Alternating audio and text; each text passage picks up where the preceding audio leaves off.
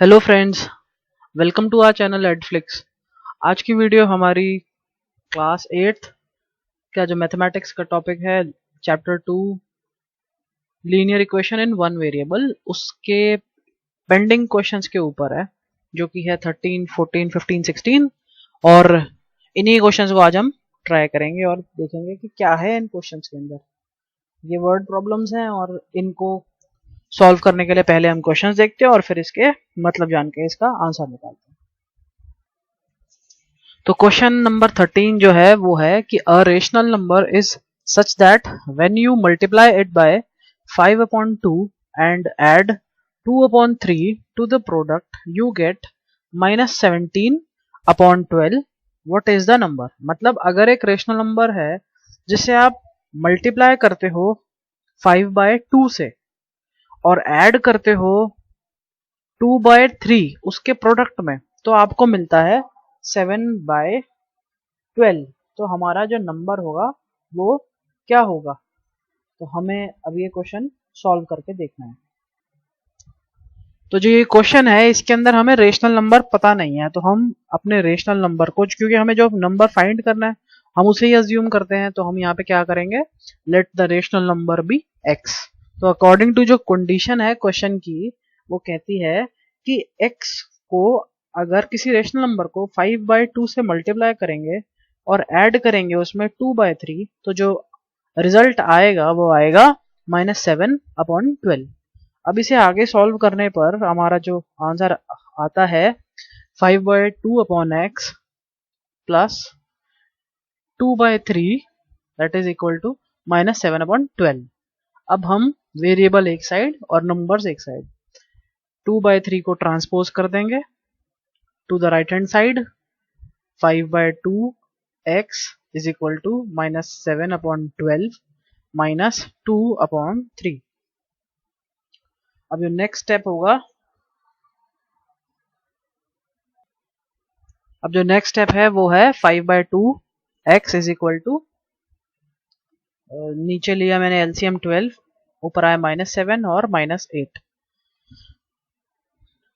अब इसे सॉल्व करेंगे हम। 5/2x इज इक्वल टू -15/12, इसे कट करेंगे तो आएगा 5/3, 5/4, 3 से कट करा हमने इसको और x को यहाँ ही रहने दिया और क्रॉस मल्टीप्लाई कर दिया 5/2 को। तो 5 नीचे डिनोमिनेटर में और 2 न्यूमरेटर में मल्टीप्लाई होगा। इसको पूरा कट करा, सॉल्व करा तो आंसर आया -1/2। तो जो हमारा रिक्वायर्ड रेशनल नंबर था वो हमारा हो गया, दैट इज इक्वल टू -1/2।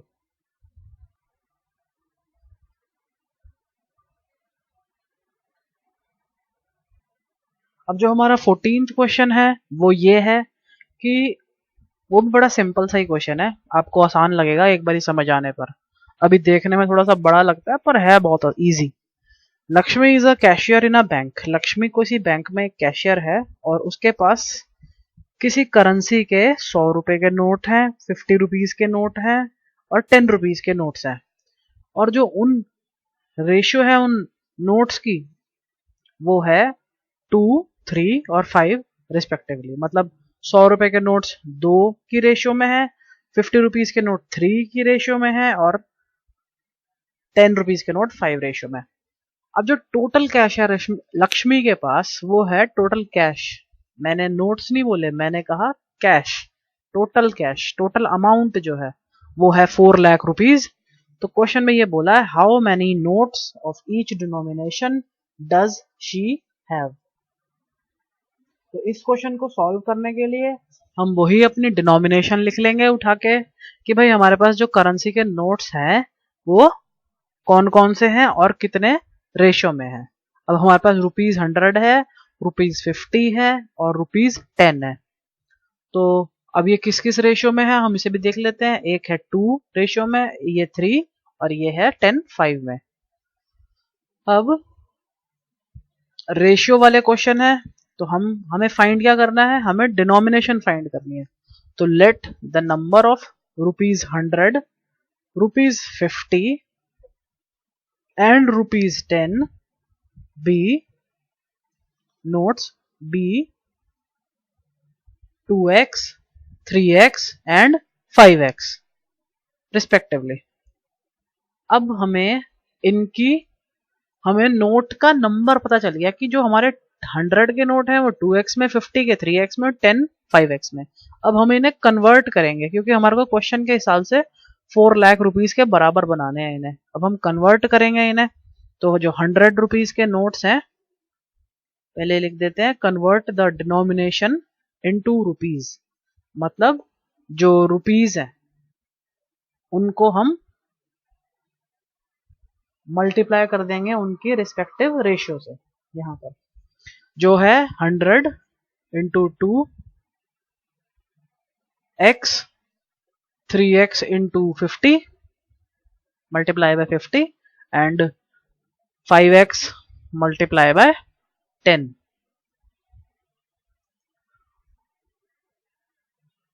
अब ये जो सारी एज पर कंडीशन जो भी एज पाएगा 200x, 150x और 50x।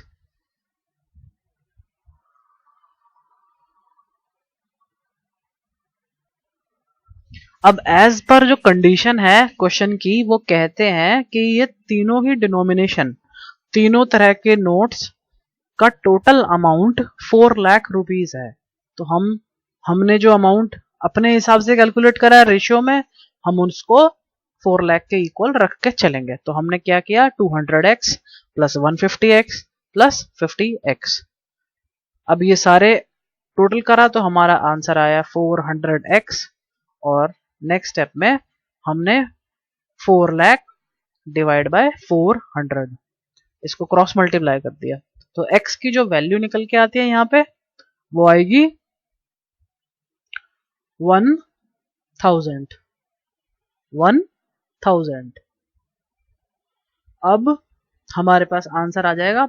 सबसे आसान काम था इसके अंदर x निकालना, और इसके बाद आंसर क्या है, the required number of notes of, एक तो 100 रुपीस के नोट्स चाहिए हमें, कितने नोट्स हैं उसके, एक 50 रुपीस के नोट्स चाहिए, कितने नोट्स हैं हमारे पास 50 रुपीस के, और हमारे पास 10 रुपीस के नोट्स कितने हैं हमें ये भी पता करने हैं। ठीक है, तो इसकी रेशियोज लिख दो 2x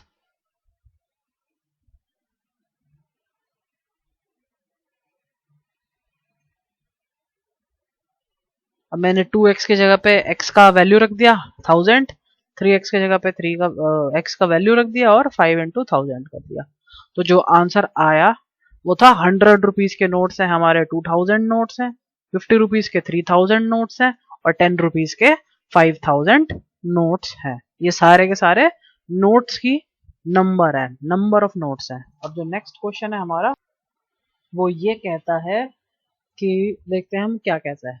15th क्वेश्चन है हमारा और उसका है I have a total of ₹300 in coins of denomination ₹1, 2 and ₹5.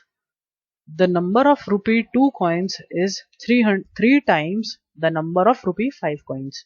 इतनी बात पढ़ के मुझे ये पता चला है क्वेश्चन के अंदर कि 300 रुपीज मेरे पास टोटल हैं, वो भी कॉइन्स के अंदर, जो कॉइन्स के हैं क्या है, 1 रुपए का, 2 रुपए का और 5 रुपए का। अब क्वेश्चन में आगे वाली लाइन ये कहती है कि जो 2 रुपए वाले कॉइन्स हैं हमारे पास उनका वो 3 टाइम्स है 5 रुपीज के कॉइन्स के जितना, मतलब जितने 5 रुपीज के कॉइन्स है उससे तिगुने 2 रुपए के कॉइन है हमारे पास।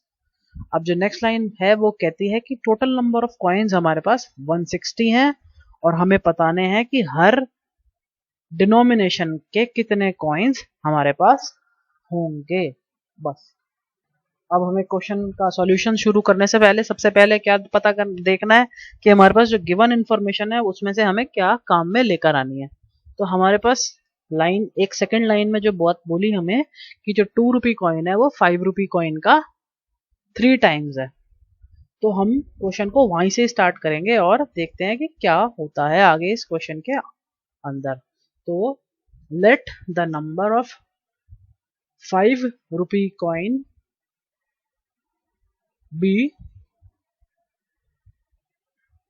एक्स।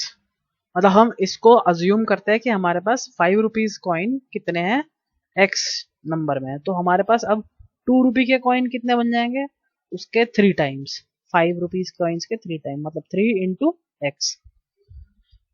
अब हमारे पास टोटल नंबर ऑफ कॉइन थे, ये भी गिवन थे, ठीक है ना। क्वेश्चन में गिवन थे कितने, 160 कॉइन्स है हमारे पास टोटल। अब हमारे पास 160 कॉइन है, हमारे 5 रुपी के कॉइन मिल गए, 2 रुपए के कॉइन मिल गए। तो अब कितने, कौन सी डिनोमिनेशन बची, अब बची नंबर ऑफ 1 रुपी कॉइन्स। अभी हमें पता नहीं है कि 1 रुपी कॉइन कितने हैं, तो हम क्या करेंगे इसके लिए, हम टोटल में से 2 रुपी कॉइन्स को माइनस कर देंगे और 5 रुपी कॉइन्स को माइनस कर देंगे। तो है x प्लस 3x, इन दोनों चीजों को माइनस कर देंगे तो आंसर जो आएगा 160 माइनस 4x। इतने कॉइन्स हमारे पास 1 रुपए के होंगे, ठीक है। तो अब हम इन्हें कन्वर्ट करते हैं। ये जो नंबर ऑफ कॉइन्स है हमारे, इन्हें हम डिनोमिनेशन में कन्वर्ट करते हैं। Convert number of coins into rupees. अब जो x नंबर के कॉइन्स, x कॉइन्स है हमारे पास 5 रुपीज के, वो सारे मिलकर बनेंगे। अब उनका अमाउंट अगर हम देखा जाए तो क्या होगा, 5x। मतलब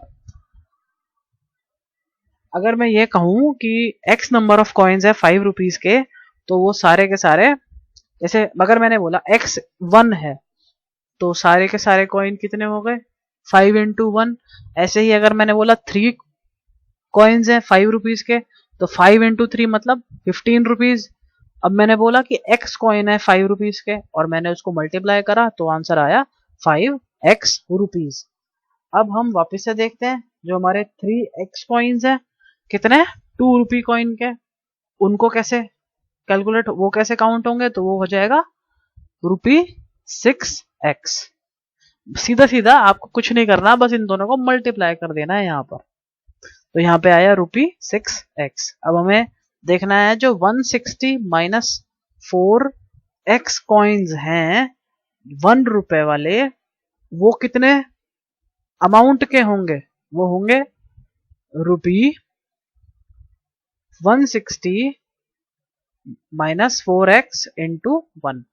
बस ये इतने रुपए के हो जाएंगे। तो 160 माइनस 4x। अब एज पर क्वेश्चन जो हमें बताया है कि ये तीनों कॉइन्स मिलकर 300 रुपीज बनाएंगे, हमने इनके तीनों के अमाउंट निकाल लिए जो थे 5x, 3x और 160 माइनस 4x, जो कि इक्वल है किसके, 300 रुपीज के। अब इन्हें टोटल किया जाए तो आंसर आता है 7x प्लस 160, जो मैंने राइट हैंड साइड पर ट्रांसपोज कर लिया है, तो मैंने यहाँ पे लिखा 160 माइनस में, और 7x इज इक्वल टू 140। अब नेक्स्ट स्टेप में आंसर आ जाएगा x is equal to 140 upon 7, तो जो होगा 20 के इक्वल। अब हमें बताना था, हमारा आंसर आ गया यहाँ पे कि नंबर ऑफ 5 रुपी कॉइन्स कितने हैं, नंबर ऑफ 2 रुपी और 1 रुपी। हमें सबके कॉइन्स के नंबर बताने हैं, कितने रुपए हमारे पास हैं। तो वो हो गए 5 रुपी के कितने हो गए, x जो वैल्यू थी वो 20 थी। 2 रुपी कॉइन के थे वैल्यू, वो कितनी थी, 3 इंटू एक्स,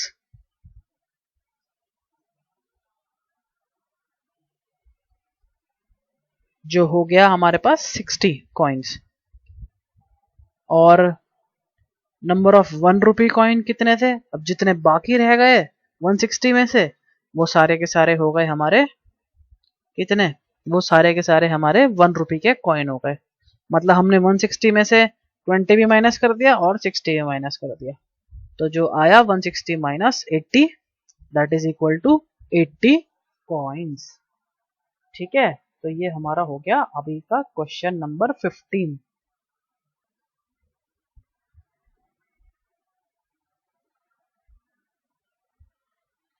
अब जो हमारा लास्ट क्वेश्चन है इस वीडियो का वो है 16th क्वेश्चन, और वो है the organisers of an essay competition decide that a winner in the competition get a prize of rupees 100 and a participant who does not win get a prize of rupees 25।